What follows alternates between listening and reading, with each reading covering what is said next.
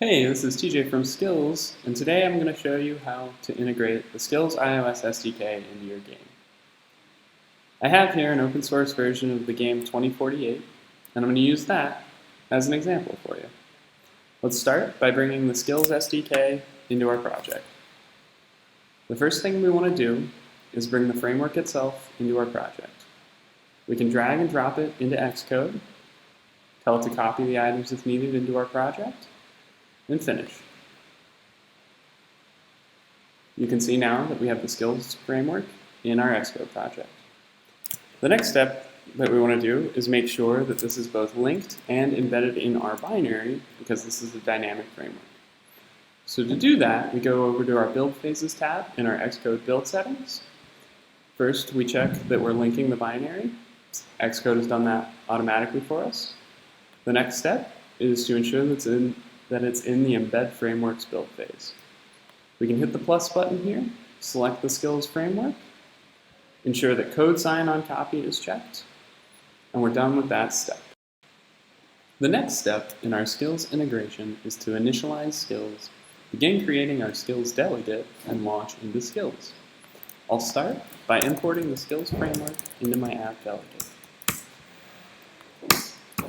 Here you can see me initializing Skillz. My game ID is 1494, but your game ID will be assigned to you when you create a new game on the Skillz developer portal. I'm going to set my Skillz delegate to self, and I'm going to step right up here and notify Xcode that this class conforms to the Skillz delegate protocol. We'll revisit that again in a moment. For now, I'm going to launch into Skillz sandbox. We're still testing, and we're not quite ready for production, but when you are, you'll change this value to Skillz production before you submit your binary. This game is going to be a Skillz only game, and so I'll notify Skillz not to allow the user to exit because we won't have a main menu there.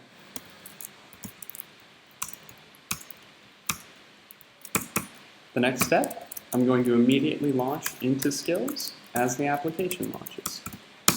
And that's done. After that, we're going to implement two different Skillz delegate methods.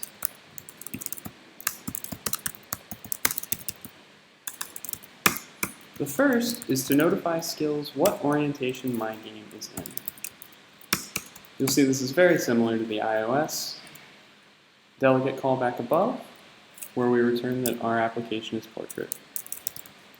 We'll do the same here, returning Skillz portrait. Next, we'll implement the main delegate callback. Tournament will begin.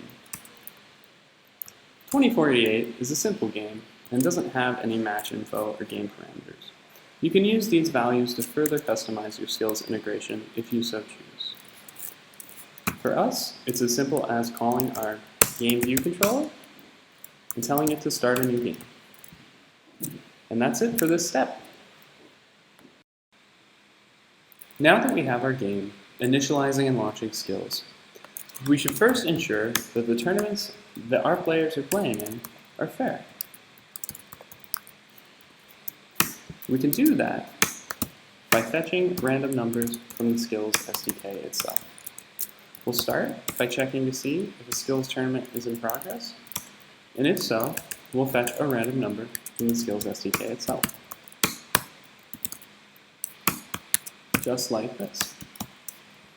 What this does is ensures that any players competing in the same tournament are given the exact same stream of random numbers. This ensures that the game is fair and that no one has a leg up. Now that we know that our players are able to play fair tournaments, we should probably let them complete a match. We can do that by calling display tournament results with score on the Skillz SDK. Let me show you how to do that. First, we'll get our player score from our score view. After that, we'll call back into the Skillz instance, and we'll call display tournament results with score, passing in that player score. Display tournament results with score gives us a completion function, and we should use that to clean up the UI for our game. That's all there is to it. Let's give it a spin.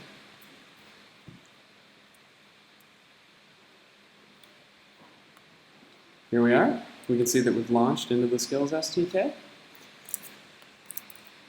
We can start a new match.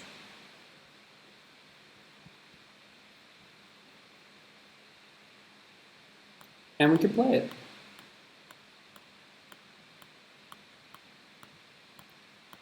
Let's fast forward through this 90-second game. And my game's over. You can see that my score was submitted to the Skillz SDK, and I'm still waiting on a player.